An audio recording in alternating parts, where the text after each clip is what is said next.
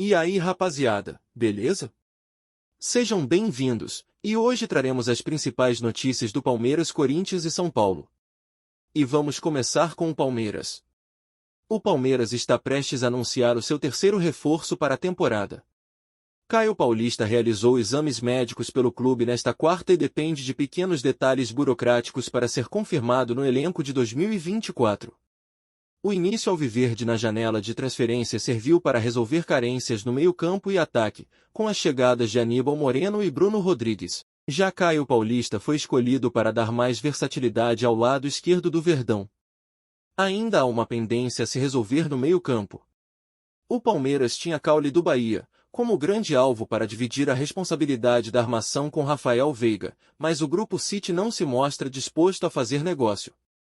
O clube ainda não tem conversas encaminhadas com outro meia. Caio Alexandre, meio-campista do Fortaleza, também teve conversas no fim do ano, mas as conversas travaram, já que o Verdão entende estar bem servido na posição após a chegada de Aníbal e o retorno de Gabriel Menino de lesão.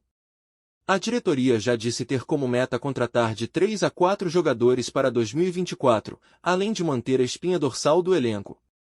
Nenhum titular do Palmeiras foi negociado até aqui, e as saídas que podem ocorrer são de atletas que perderam espaço, como Atuesta, que se recuperou recentemente de lesão no joelho, e Arthur, que ainda não decidiu se aceitará a proposta do Zenit da Rússia.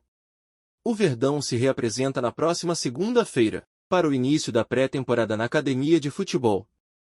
A princípio, o elenco deve ter os seguintes nomes no preparativo para a estreia do Paulista, dia 21 de janeiro, contra o Novo Horizontino. O Everton, Marcelo Lomba. Gustavo Gomes, Murilo, Luan e Naves.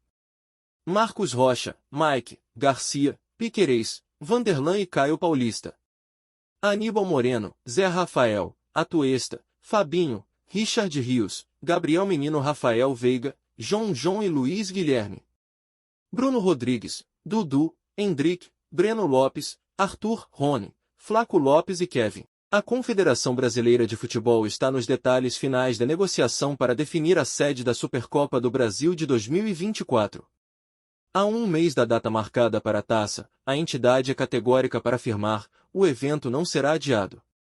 Palmeiras e São Paulo se enfrentam no dia 3 de fevereiro em confronto único, e a expectativa da entidade é de que a decisão do local aconteça até o fim desta semana. As principais opções citadas e confirmadas pela CBF entre as possibilidades discutidas são o Maracanã, no Rio de Janeiro, e o Parque do Sabiá, estádio municipal em Uberlândia, no interior de Minas Gerais. Essas foram as notícias do Palmeiras. E agora vamos ao São Paulo. Se não é inscrito, se inscreva para ajudar o canal. O São Paulo começou com tudo na Copa São Paulo de Futebol Júnior. Na noite desta quarta-feira, enfrentou o Porto Vitória em Araraquara, na Fonte Luminosa, e venceu por 5-1. Os gols foram marcados por Ryan Francisco, 2 vezes, Igor, Luiz Henrique e Henrique. O Grêmio avançou nas conversas com o São Paulo pelo atacante Ferreira.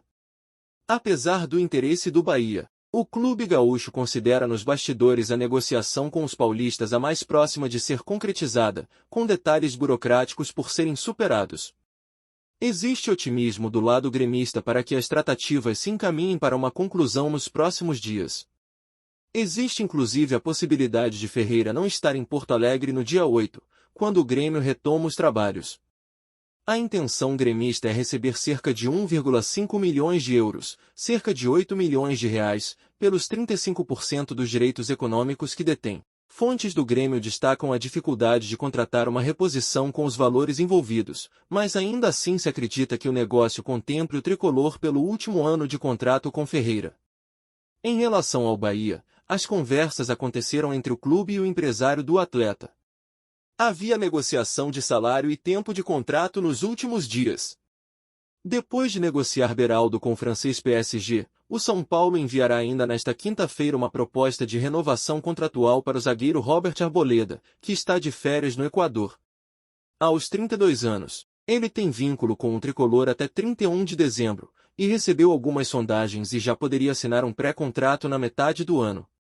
O agente do jogador, Pepe Chamorro tem manifestado incômodo com a demora no clube para tratar do tema, mas a reportagem apurou que o papo foi iniciado e que um documento será formalizado ainda nesta quinta. Com 42 partidas e um gol marcado na última temporada do São Paulo, Arboleda inicia o ano como titular absoluto da defesa, possivelmente formando dupla com Ferraresi, Alan Franco ou Diego Costa. E embora tenha recebido algumas sondagens nesta janela de transferências, a diretoria tricolor nem cogita perder mais um titular da defesa. A ideia é acertar rapidamente o novo vínculo. Essas foram as notícias do São Paulo. E agora vamos encerrar com as notícias do Corinthians. O Corinthians preparou anúncio de mais 2 reforços para 2024. Na cerimônia de posse como novo presidente do clube para os próximos 3 anos, Augusto Melo confirmou as primeiras 3 contratações, o lateral direito Diego Palacios, o volante Ranielli e o meia Rodrigo Garro. Havia expectativa de outros 2 anúncios. Um deles seria o zagueiro Félix Torres, que atualmente defende o Santos Laguna do México. O novo presidente do Corinthians chegou a dizer que 4 reforços seriam oficializados, mas recuou na confirmação do equatoriano.